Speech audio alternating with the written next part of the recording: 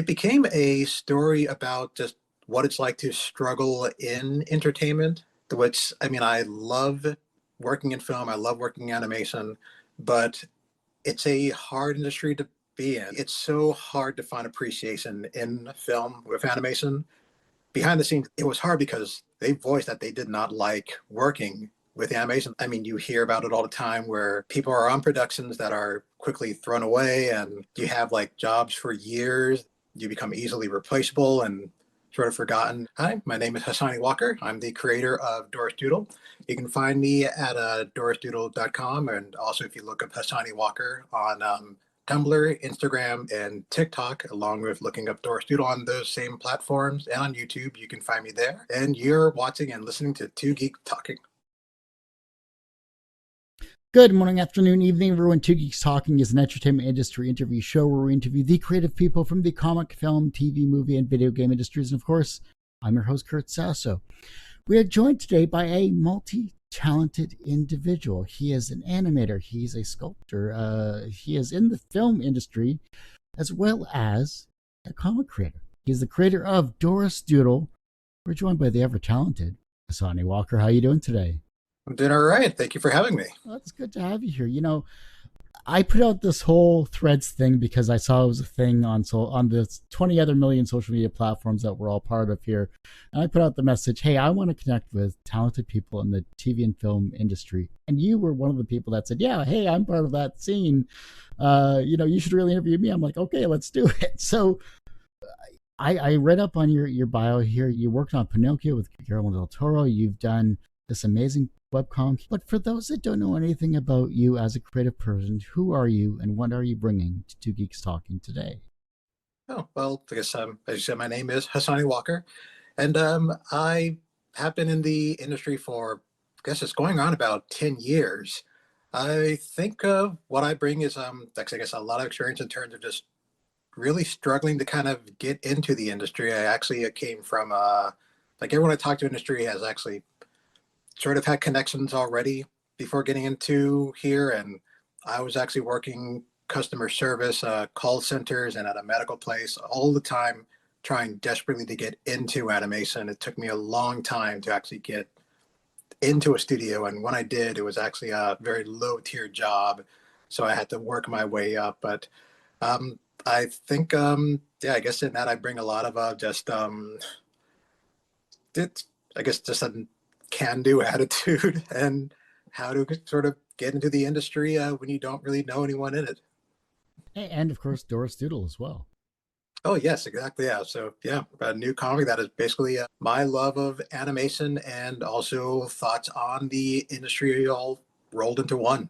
I saw the concept, and the first thing that came to my mind was Who Framed Roger Rabbit. I mean, that just it was like 100% like explosion, light bulb, whatever you want to call that metaphor here. This is just a great concept that needed a modern twist. I loved it back in the day when Who Framed Roger Rabbit, Bob Hoskins, amazing actor, great actor overall. But bringing it to a comic here, what was that first doodle, or for you using a play on your words, what was the first doodle or first character that came to your mind? You're like, I can take this from a doodle to an actual comic. I'll say that, I mean, obviously Roger Rabbit has been a huge influence on me. Loved as a kid. It's a film that I actually have I guess technically I have three copies of it. I have a VHS copy. I have when it first came up on DVD, and then I have a special Blu-ray DVD edition. It's a movie that I have to sort of plan my time around watching it, because when I watch it, I'll watch the movie, and I'll watch it with commentary, then I'll watch the behind the scenes, then I'll watch it again with that fresh in my mind, and then I'll try to do the technique they did in the film on my own animation. So it's like a month-long adventure. The way that Doris Doodle sort of came about, when I was working at Leica, I mostly drew sort of like monster and just like kind of demon-like characters, which I've always done. And I wanted to try drawing something a little bit different. So I drew this 1930s style cartoon character, and I just called her the Toon Princess. And I just did like a concept sketch and a turnaround, and I left it at that. But after a while, I started doing these small comics online that were just sort of my insights of stories and films that I liked. I did one that was actually a story about Donald Duck having an existential crisis, a story that was about Sally from Nightmare Before Christmas, about her finding agency. And after that, I thought, well, I want to do a story of Roger Rabbit, but I don't want to do it with any of the main characters. I want to do my own thing. And that's where Doris Doodle started from. It was sort of a play on Roger Rabbit, but then it started spinning into this whole idea of just the film industry and just other kind of viewpoint. And after a while, when I saw that it really was its own thing, I sort of took out all I had appearances from copyrighted characters, and I sort of removed all of them, and I put in all original characters. Were like, oh, I can make this. It's gaining a following. I can just make this my own thing, like my own love letter animation, and it grew from there, and it's still growing now. And you've been doing this for how long, though? I mean, I drew up the characters sometime around 2017, but actually making the comic that started while I was on working on Guillermo del Toro's Pinocchio. So that was sometime around 2020 that I started actually making the character and telling the story. So it has been around like 6 to 7 years, having the comic out there and then adding to the comic, because after I posted it, there were people that asked about the characters. It started gaining a following. So I made them their own personal Tumblr page. I made them an Instagram page. I made them a TikTok page. So I started adding to that as if you can look into these characters' lives. And eventually I decided to just make a graphic novel, just redo the online novel all in color and fully detailed. And that took about 2 years to put together, because I was all the backgrounds were done in they were all done in CG, so they're all Blender and Maya, and all the cartoon characters. I wanted that Roger Rabbit feel. So when you look at the comic and you see the characters, they're done in that same style of having the main drawing and then having a separate drawing for their shadows, deep shadows, and then lighting and backlighting, and then putting that all together to get this nice kind of rounded look on them. And there definitely was an easier way to do that, but I really wanted to keep within the tradition of a film that I loved. You know, when you strip away the nostalgia and the aesthetic of the old Hollywood that you're emulating from this Doris Doodle character, what did the story of Doris Doodle actually become for you? It became a story about just what it's like to struggle in entertainment, which, I mean, I love working in film, I love working in animation, but it's a hard industry to be in. It's something that, I mean, you hear about it all the time, where people are on productions that are quickly thrown away, and you have like jobs for years. You become easily replaceable and sort of forgotten. And especially in animation, it's so hard to find appreciation in film with animation. During the pandemic, when a lot of studios were kind of going towards animation saved a lot of productions. Behind the scenes, it was hard because they voiced that they did not like working with animation. They really wanted like the films to look more like live action. They asked like, well, can the stop motion look more like live action? They just did not want like the animation feel. The nice thing is that Doris Doodle was never really about like the appearances. I had like things like Minnie Mouse, like modern day Minnie Mouse, and Betty Boop, who are public domain, but only their original drawings are public domain now. So I had like their modern look. So those are taken out.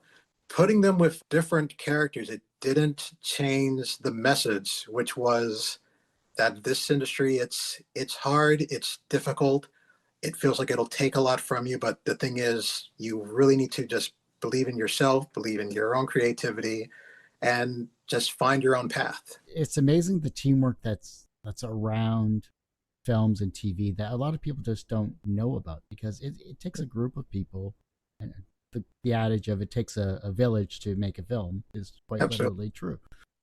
Oh, yeah, absolutely. And even through like just the roughest moments, and just like, I mean, I've met people, it's something where I met people that I looked up to and made things that I loved. And after meeting them, it's hard to look at those films because it's like, oh, like I didn't realize that this was the kind of person that made this. But other times meeting people is like, oh, like they're amazing and they kind of have the same story as I do. Like they're really trying, and it just makes you respect them more. And there's a lot of, I guess, sort of survival in the chaos, and you get closer to people. Like one person at like so like, oh yeah, it's kind of like we're all sort of surviving in the trenches together, and we just get closer because of that. And I feel like that is true, because I still have a lot of people I've met my first years of Leica that I still talk to. Like they gone into productions overseas, and I stay in contact because you form a very close bond with those people. Just yeah, struggling together. Trauma brings people together. Who knew? Yeah. About your character development here, especially with Doris, how did Doris evolve from the first version of her character sketch into the version readers meet in the series? But when I first sketched her, yes, I didn't really have any kind of character. I guess that's kind of how it goes. It was just like, well, yeah, I thought of her as like, I sort of drew her as like a stuck up princess kind of character. But then when I started making out the comic, and the thing about all the comics I've done, I do a lot of free writing. So I had a basic idea, and that idea was that she's an actress that has been forgotten and she doesn't have any more roles. And from there, I just sort of saw where the character would go. It was kind of tricky because as I would write, I was posting these things daily. And there were some times when I would post something one day and the next day I had no idea what was going to happen in the story. While at Shadow Machine working on Pinocchio, I had a coworker, Toby Froud, who he would read the comic and he'd tell like, "Oh, I can't wait to see what happens to Doors tomorrow." And it's like, "Oh, I can't wait either because I have no idea. I need to figure it out before I get home." I mean, like when you're actually doing that kind of writing and yeah, just seeing where the character goes, I find that it's really helpful just to kind of take from life and people that you know. So where Doris was kind of a blank slate and just like a lost actor, I really started to inject a lot of my mom into the character. So a lot of the things that she says, a lot of the things that she does, things that she doesn't put up with, and how she will just kind of confront people if she feels like they're, well, yeah, like she's not being treated right. That, yeah, a lot of that just came from my mom. And that just kind of made it easier to sort of see whenever I had it in a situation, I could just think, like, well, what would she do? And along with that, her Doris's knowledge of animation came from me. So it was kind of like it's sort of a split between the two. So the personality just kind of became a mix of that. Whereas, I mean, that happens in a lot of stories. So even in another character in the story, Dawn Doodle, that comes up later on, she was a blank slate who basically became my sister. So it's a combination of my mindset in animation and like how my sister would like talk to people in like a no filter sort of aspect. So yeah, that's really where the personalities came from. I was going to ask about the relationships in general for your characters here, but specifically with Doris itself, and maybe this will relate to any of your other characters. You can kind of interweave it as you go here. Which relationship in the series best exposes who Doris really is underneath the public persona? I would say, well, there's really two that I think really get into it. I mean, the one that is the focus, there's Doris, and then there's Dawn, who comes into her life. And Dawn is a character that's sort of designed after Doris, and because of that, she has this sort of like she has an attitude towards things.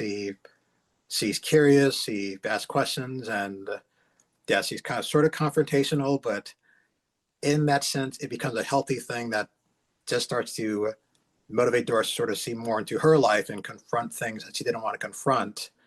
And through that, you see a lot more of like who Doris really is and what she probably needs in life.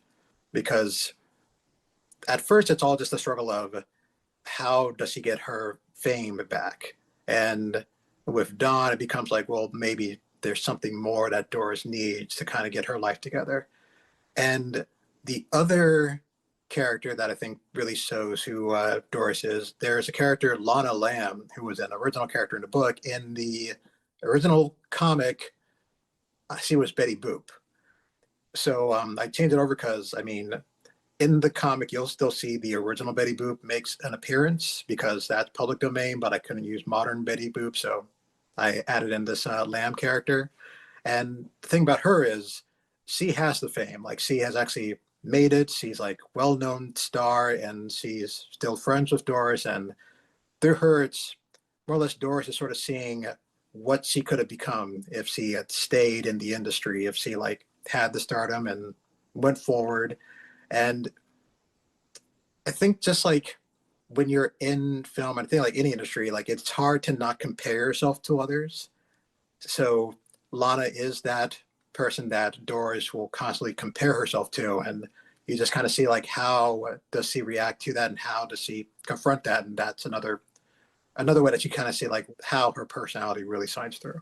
Especially writing a long running comic as you have here, writing chemistry and tension and trust into these relationships has to be a little challenging here.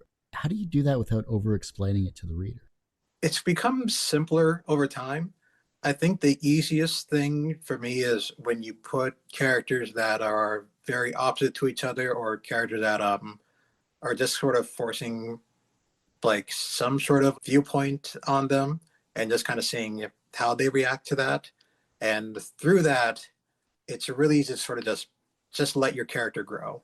And one thing I like doing is, because it's a lot of free writing, if I get to a place where I sort of write the character into a corner, I just let it play out. So there have been moments where I reached the point where it looks like, well, this is going to be kind of dangerous. And it even happened in the book where I thought I was like kind of reaching a point where I was like, well, I don't know how I'm going to get the character out of this. And I know what I would want to happen, but it becomes a thing of, well, rather than what I want to happen, like rather than, well, I want like someone to come in and like kind of help this character at this point, and that's sort of like this ex machina kind of thing. It becomes like, well, what would really happen? What would be the actual outcome of this? Like, how would life actually like go about this? Is there something that can naturally come in? And if not, then how would the character sort of react to the consequences of what happens?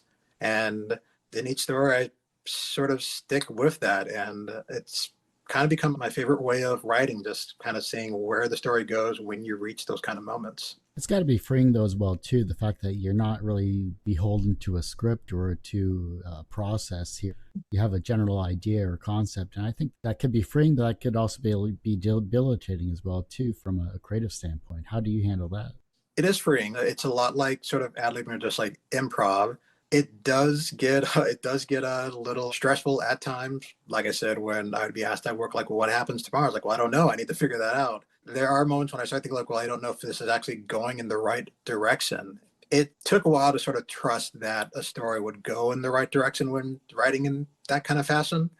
And now I will try to plan out a story. I mean, I guess you always need to plan out something. And like I said, there is still kind of a baseline, but I think that if you reach a point where a character says something and it seems natural and it's like, well, that would really change the perspective of where this was going, I think it's best to kind of just go in that direction, no matter how frightening it seemed, or no matter how it seems like, well, that's going to derail the idea of what was going to happen. And that's extremely frightening. It's kind of fun to see where it will actually take everything. And I think it's basically the idea of when they say that your characters will come alive at some point. And I think that's true of like anything, any medium that you're working in, that at some point the character will kind of tell you like where they want to go, and you just have to let it happen, no matter how scary it is. And it is scary, but you just have to trust that it is going to land in a good place. Speaking of coming alive, the fact that you worked on Pinocchio kind of works out really well as well too here. A beautiful film, great animation overall. Like it's one of those modern tellings of the tale that fit the original Disney cartoon from back in the day here. You must have learned a lot on that particular set, especially from an animation side of things. Did that translate over to how you did your characters' expressions, movements, or visual storytelling with Doris Doodle?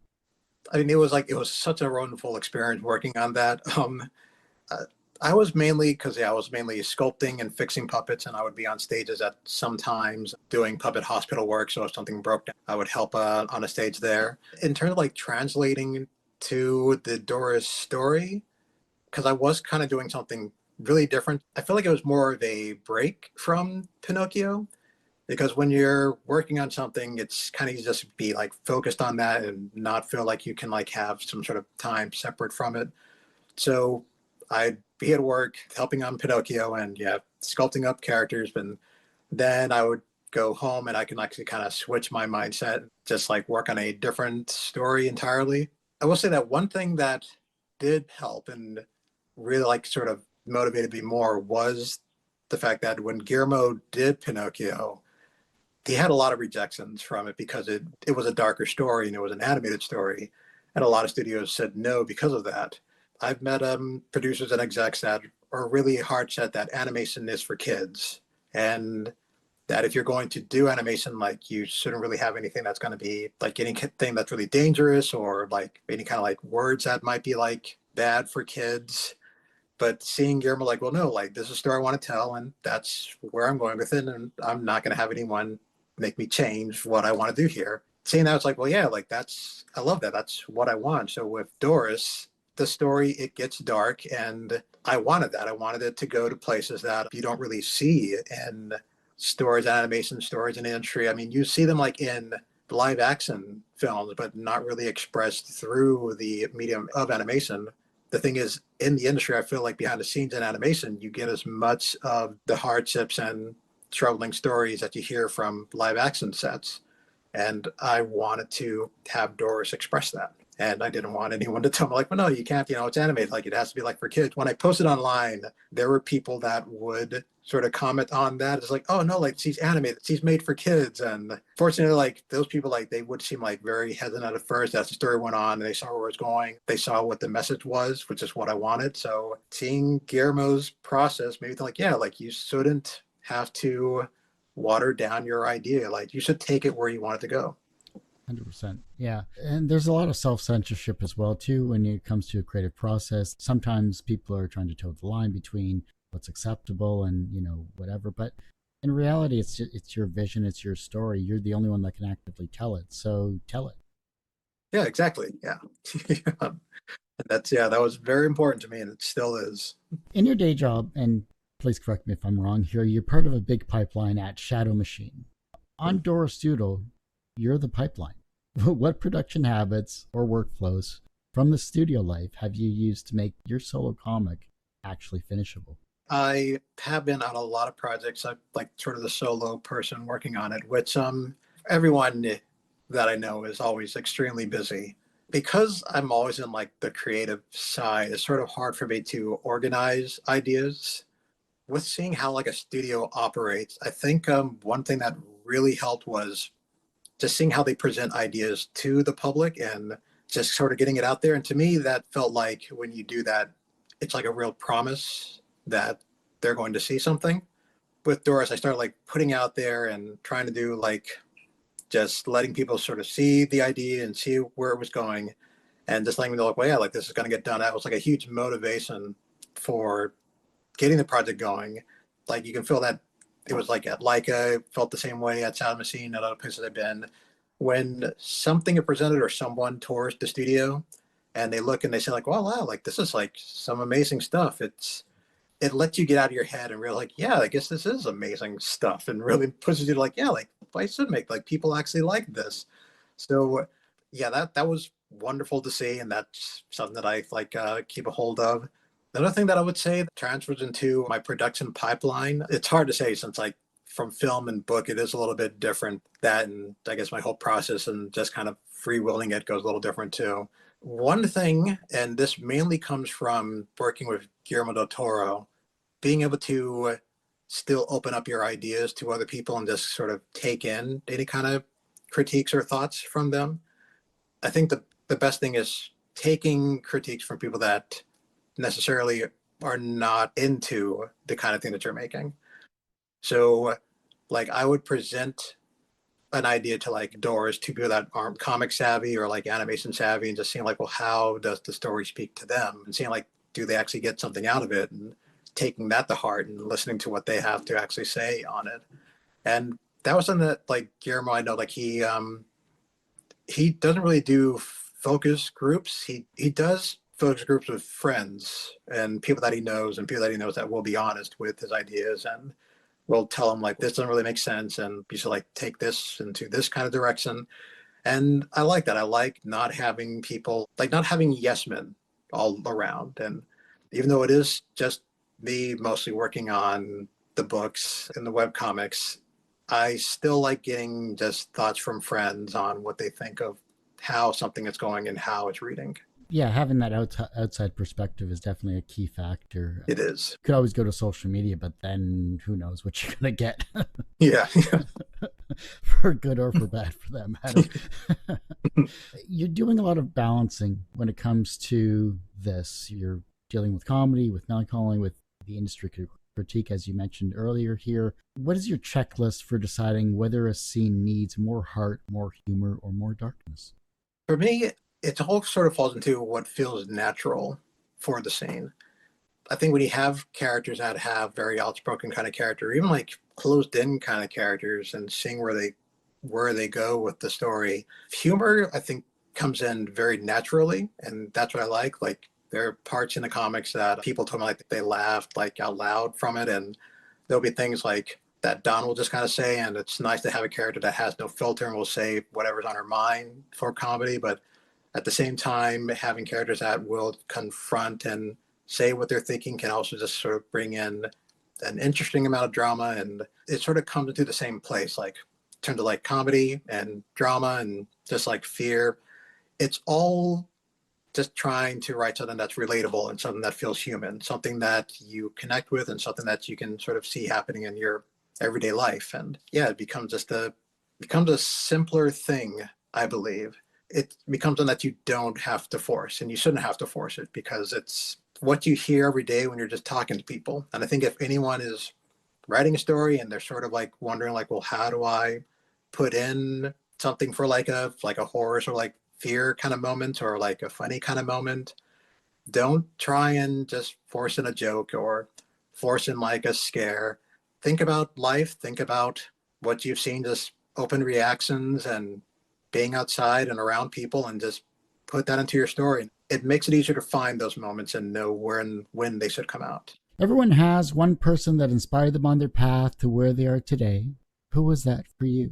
There are a few people in film that have inspired me. I mean, like the films I love, like watching things like Don Bluth and Henry Selick, and yeah, but yeah, like Robert Zemeckis and Richard Williams. But I would say that the people that really inspired me are the people that were close to me, because I think those are ones that I really turn to in terms of like advice all the time. So definitely my mom, since she appears a lot in my writing, a lot of my characters reflect her, along with my sister, my dad. So yeah, family members, and um, I had an art mentor when, God, I think when I was 12, an airbrush artist named Dave Lucero, and he didn't just teach me about painting. He would also just like sort of take me to art shows and museums, and um, yeah, he also just sort of taught me about like life and how people are, and a lot of that perspective just plays into what I do today.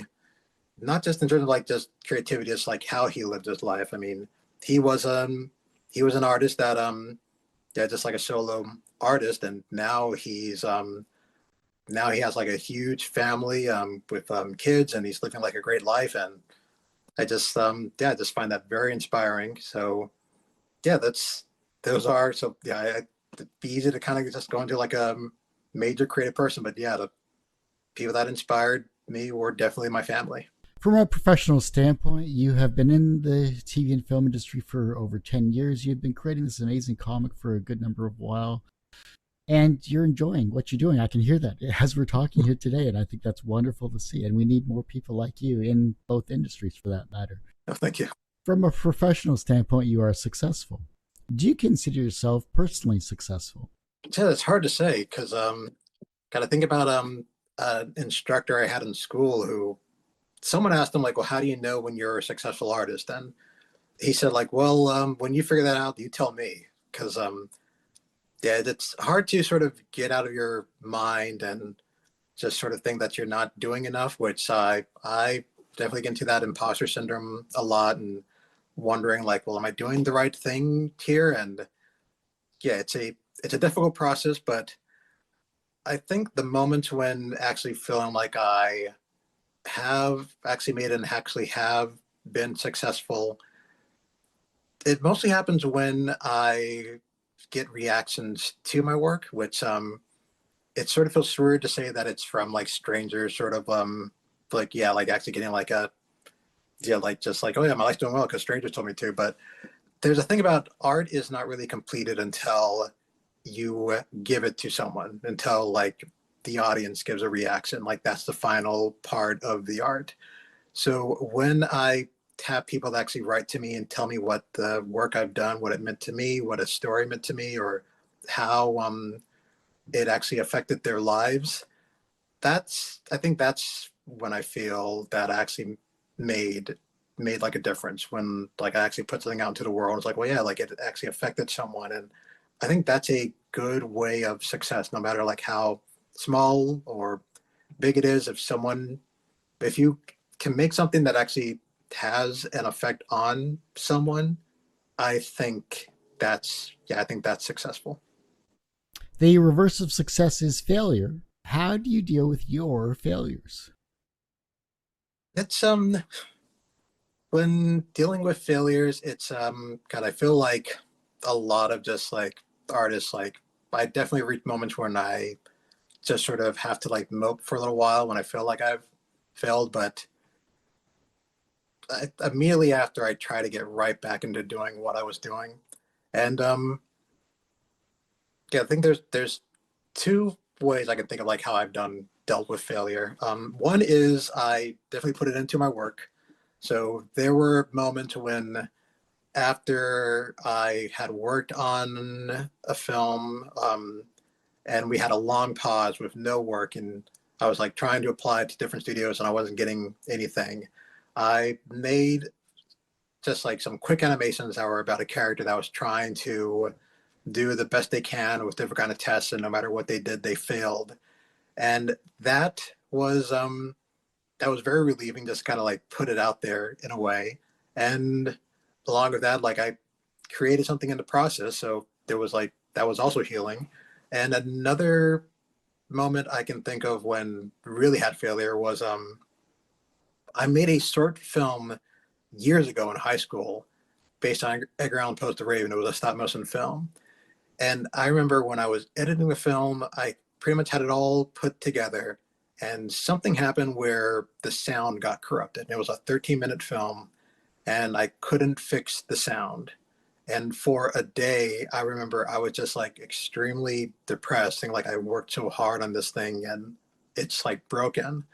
And then the next day, I went back to the computer and just kind of sat down and just decided, like, well, I got to finish it. And just went and kept going away at it, and eventually got it going. And yeah, like it's completed. It's on YouTube now.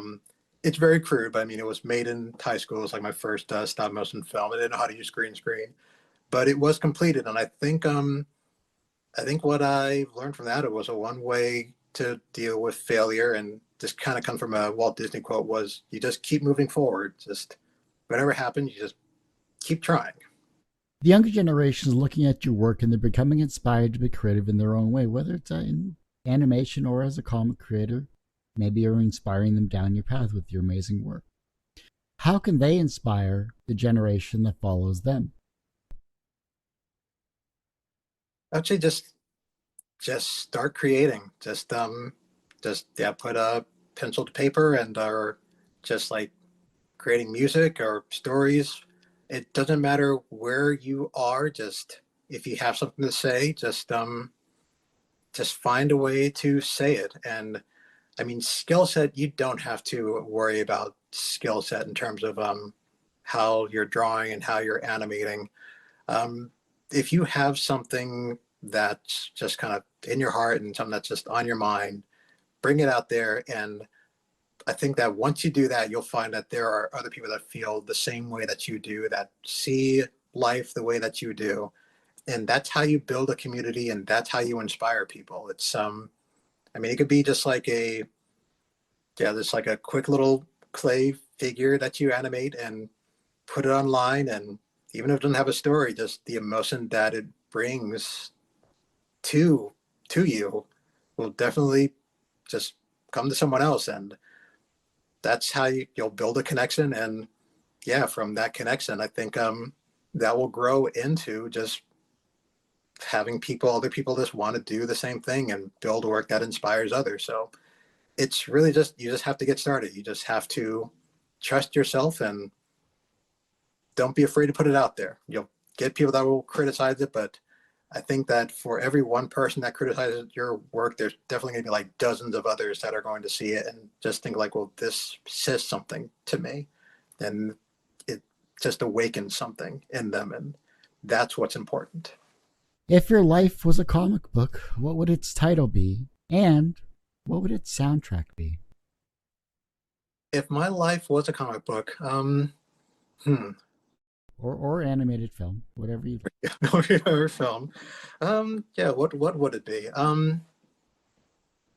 My immediate mind goes into wanting to call it something like Topsy Turvy, just because there was a lot of struggle to get into where I'm at right now, and a lot of different turns, and yeah, a lot of crazy jobs, and I'm actually surprised that I got to where I am now. I mean, I I worked at Sears, I worked at Fry's Electronics, I worked at a printing place, I worked in a medical facility, call centers, and the whole time I had my mind was set on animation and trying to get there. And even when it seemed like it wasn't going to happen, I still just pressed on and eventually got there. But even while here, it's a crazy process that I'm still going about. So yeah, that would definitely be the title. And as for the soundtrack, for me, it would probably be something by, I would say, Philip Glass, because I think just the otherworldliness of his music, which I listen to a lot, yeah, I feel like I identify with that. That's awesome. I love it. Well, Hasani, I do hate to say it, but that ends this particular episode of Two Geeks Talking. I want to thank you so much for being on the show. Well, thank you. I really enjoyed this. For those that want to support you, and of course your amazing career with Doris Doodle and your animation and everything along that line, where can they find you? How can they support you? And anything else you'd like to promote? Oh, well, they could find more about the characters in the book at dorisdoodle.com. You can also find the book, if you just look up Hasani Walker and Doris Doodle, you'll find it on Amazon, Barnes& and Nobles, and Powell's, and pretty much anywhere where you can get a book online, you should be able to order the book. So yeah, you can find it there. And I guess if you look up Hasani Walker on any social page, you'll most likely find me. Well, like I said, that is this particular episode of Two Geeks Talk. You could, of course, find this interview and 1,200 plus others on our YouTube channel, youtube.com/TGT Media. The podcast you can find by searching Two Geeks Talking. That's TWO Geeks Talking, wherever you get your podcasts. And as I say every week, everyone has a story to tell. It's up to me to help bring that out. Thanks for listening and watching on Two Geeks Talking.